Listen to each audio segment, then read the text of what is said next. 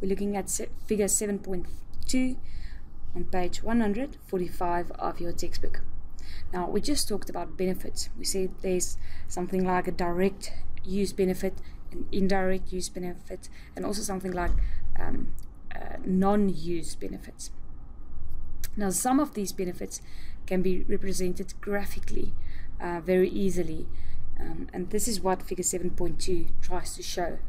It tries to show that what the improvement in the economy is the moment there's an improvement in the environment. Now, the example is, they said there's an improvement in the air quality, and this caused an improvement in a farmer, which can be seen as an economic worker. He had an increase of crops. So let's have a look at that at the graph. First of all, I'm going to write on this side price. It's important to always name your axis. I see the textbook uses a dollar sign. It's because it's an American textbook and they refer to the prices. But I would prefer if you write out prices and then in brackets a P, showing that we use P for short for prices. And then the origin, I put a little 0 to show this is where prices, this over here is where prices and quantity is 0. The x-axis, I call it quantity. The textbook calls it quantity of output. That doesn't matter, you can call it quantity or quantity of output. I'm just going to write in brackets Q to show that I use Q for short for quantity. Now, first of all, is this a supply curve. The textbook shows us a curved supply curve. You might say this is new to you. In first year economics, you didn't use a curved supply curve, but a straight supply curve. That's fine. It doesn't matter which one you draw, as long as it's an upward sloping curve. Alright, meaning the higher the price, the higher the quantity this farmer will produce. Then the other thing that might be a bit tricky is that usually in a market like this, we always have a demand curve. Now, in the textbook, there is no demand curve, but they did draw a straight line over here, which was basically the price line. Now, you might remember that in first year economics, we said that if a market is perfectly competitive, then a single firm in that market would have a straight demand curve, meaning they are price takers. They don't have a choice on the price of their product. So even if they produce 1 unit of crops, they still get the price of the market price. Let's call it PM, the market price. Even if they produce 1,000 units of crops, they still get the market price for every single unit. Now, the total market has a downward sloping demand curve, but the single firm in that market only has a straight demand curve, a horizontal demand curve. This isn't very important to this concept we're trying to explain.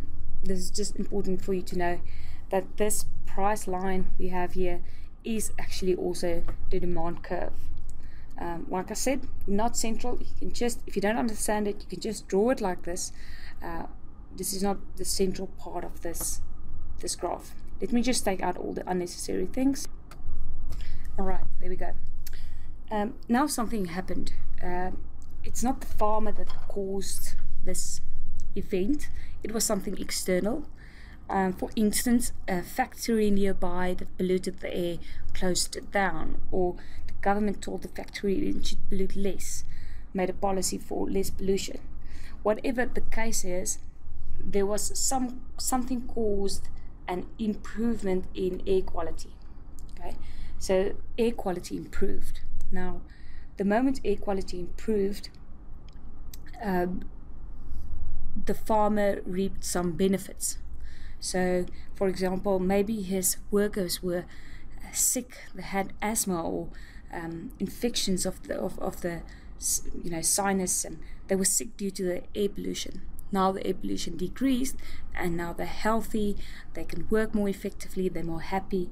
So this is good for the farmer because now his laborers are more effective. Or the plants uses the air to grow, so cleaner air would be beneficial for his crops, and they would grow more effectively. So what happened is there was an increase in the supply curve when the air quality increased. Let's call this S1, something different. And then also remember to show with an arrow the movement, so I know it went from S to S1, not the other way around. Now, very important is also to always indicate where equilibrium was. Before the improvement in air quality, we were at the equilibrium of let's call it E1.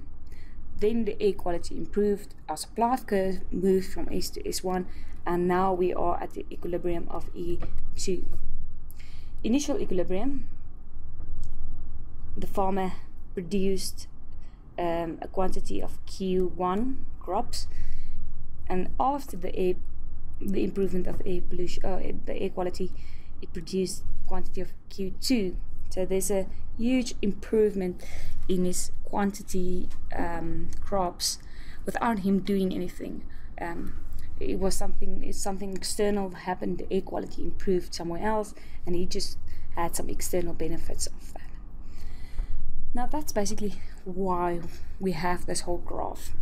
They go further. Let me just show you with a highlighter to say initially the farmer received this amount of money.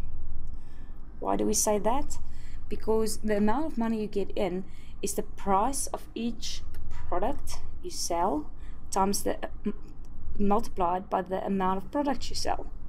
And if you remember from school, that'll give you this area over here. It's just this value over here times this value over here, and it gives you this area, right? After the increase in air quality, let me just take that yellow away.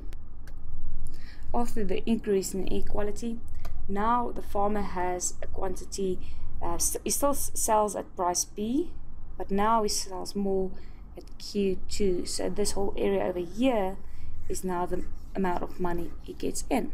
So you'll see there's a huge increase of money coming in without him changing anything. He just reaped the benefits of improved air quality. Okay, let me just take this blue. Now initially when we were at E1, his total revenue income, like we said, was this block over here, but the only part that actually we can say was profit was only the part above the supply curve. So this was his profit initially, right? Then the air quality improved. Now his revenue increased to this whole block over here. But can you also see that now his profit also increased to above the new supply curve, right? So this is his new profit. So he has a huge increase in benefits only because pollution decreased in his neighborhood. And that's figure 7.2.